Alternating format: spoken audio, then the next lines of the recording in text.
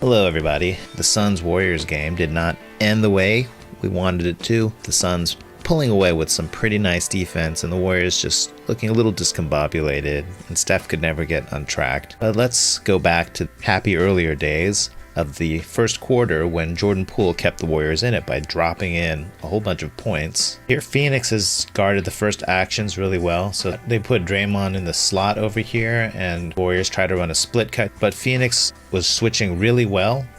Very reminiscent of the Houston defense that switched so well against the Warriors in 2017 and 2018. Steph and Wiggins go towards each other. Wiggins cuts. Steph tries to pop out, Wiggins cuts, but it's not happening. Draymond tries to come over here, do a triple handoff to Steph, but the ball just gets away from him. So this is pretty much the game in a nutshell. At this point, Draymond just tries to reset. Poole up here on top. Poole's just going to try to pull a quick pick and roll with Looney. Phoenix did a pretty good job of guarding the more complicated actions the Warriors run. Here's Looney setting the quick pick. Poole tries to turn the corner. Ayton is here in drop position.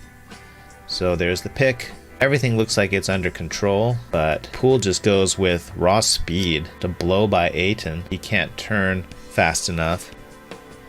And Poole is so crafty around the basket with his finishes, and this is an easy one.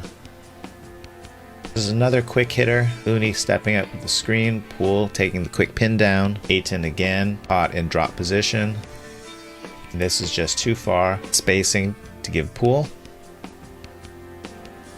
This is the most interesting play that they ran with Poole. The Warriors have a three-man split play that they run, and they often run it on the wing here, in the middle of the court here. But recently, they've been trying to run it right on the baseline, which is very interesting. Every Warriors three-man split has three men, and one of them dives to the basket, which is a really short dive when it's located here, and the other one gets a pin-in screen to pop out. So there's a dive and there's a pop. Here Poole sets a little inside screen for Wiggins to go to the basket, forces Sun defender to rotate, and then Poole immediately pops out and gets a pin-in screen from Looney.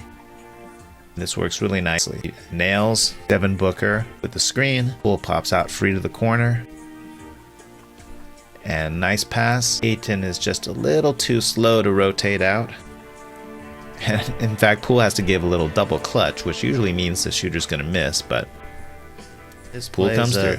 Post split cut. Draymond's here. The Warriors are wanting to do Poole and Wiggins coming together, and then Wiggins diving and Poole popping out. And I think Phoenix has decided they're going to play this dive pop action in a certain way. In this case, they're not going to try to switch. They're going to assume one of the split cutters is diving to the basket, and then they're just going to overplay both of them. So here they come together, and this defender is just blocking Poole's way to the basket. This defender is blocking Wiggins' way to the basket, and that kind of spoils the action. I think that's a really interesting way to do it. Here Poole does a little V-cut, comes out, and Wiggins is trying to improvise, but not quite fast enough. Ideally, he would have set this screen here so Poole could pop out. He does try to get in the way, but it's just a little too slow, and this defender is going to go around the screen, and this defender will switch over. So it's just beautifully played by the Suns. And this defender is playing right up in the face to discourage the three-pointer and try to make Poole run into the defense where there's all kinds of defenders here, and there's Ayton ready to rotate to contest. So Poole does drive. Degree of difficulty in this shot. We've got one man digging in, another man following, one guy in the middle of the lane. Ayton is right here. So there's just no way Poole can get to the basket. His only hope is to put up a floater, which he does, and it goes right in. Not a bad shot, but that was a pretty well-defended play. With the Phoenix Suns gumming up the offense, the Warriors really needed to come up with some turnovers, and for the most part they did not, but here is our favorite micro center, Gary Payton II. He is in fact defending Ayton, which is an interesting choice. Phoenix immediately wants to go to Ayton, and in general they did a good job of getting the ball to Ayton down with deep post position, but for this play, Payton is sinking back trying to deny this pass. Here's Andrew Wiggins, who looks alarmed. He's pointing, saying, "Oh my God, that guy's wearing my number. Is that fair?" Anyway, here's the pass. Gary Payton, with his lightning reflexes, manages to deflect the pass, and now it's just a 50-50 ball right back to Payton. And I like Poole immediately heads down Payton, even as he's landing, just tosses it over. Nicely done. This should be under control. We have two defenders here. Poole decides, I'm going to try to blow by with speed, so this defender has to accelerate to max impulse factor to try to catch up. So when Poole stops, this defender now gives him a little bit of space. Booker runs a little bit past Poole too, which is not great defense. I don't really know what Booker thought he was doing, and so now Poole just got left alone by everybody. He says, hey y'all, have you not realized who's been scoring all the points this quarter? The Warriors run Poole across the top, getting essentially two stagger screens. Instead of switching, Poole's defender just tries to navigate all the screens. And in fact, he goes under the screen, so that's daring. You'd think that Poole would be a danger here, that he could get this pass, but I feel like the Suns feel like they've scouted this play, and they know that it's not going to be a quick pass to Poole. So I think this is just really good preparation here. So there's the pass. Poole's man met him on the other side. This is actually a set play that the Warriors have run before, where you have this Iverson cut, and then somebody runs off and gets a fake handoff. The Suns seem to have this under control. Poole gets the screen. JaVale McGee is just zoning up the entire middle of the court. Things seem under control. Cameron Payne is trailing, but it looks like he can get a contest over here. JaVale McGee is dropped back, so Jordan Poole can't easily attack the basket. So Jordan Poole does do one quick ball fake, which sends Payne going by for the flyby, and he's trying not to hit Poole, of course, so he just takes a swing with his arm. And then a second defender is rotating over. Landry Shamet does stunt in, but he does want to recover to Andrew Wiggins, anticipating that Poole will hit him with the pass and hoping that number 15 can come back and bother him. So Shamet's evacuating the premises, and number 15 is behind Poole, where you can't really contest this. So in fact, Poole ends up being completely open.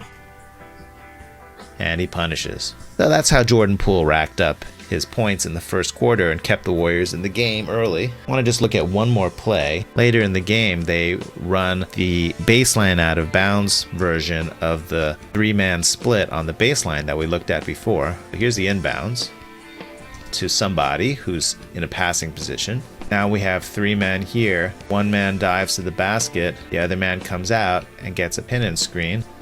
That's what happens. Pin-in screen. JaVale McGee is not going to react fast enough to get out there. This defender has to navigate. He either has to go a long way around the bottom or try to intercept him at the top. He tries to cut him off at the pass by going over the top, but Payton is going to be too slow, and Draymond here is in fact zoning everybody. He's ready to screen anyone who comes. Come on, I'll take you all on. Poole sneaks behind him, and now JaVale is counting on his length. I don't have to react fast if I'm freaking tall and can jump to the ceiling, and that's what he does. And Poole somehow gets it over him, and in fact JaVale McGee runs Poole over. That probably should have been a 4-point play. So in the end, I think the Phoenix Suns defense was pretty impressive. They seem to be really well prepared for most of the Warriors' motion offense.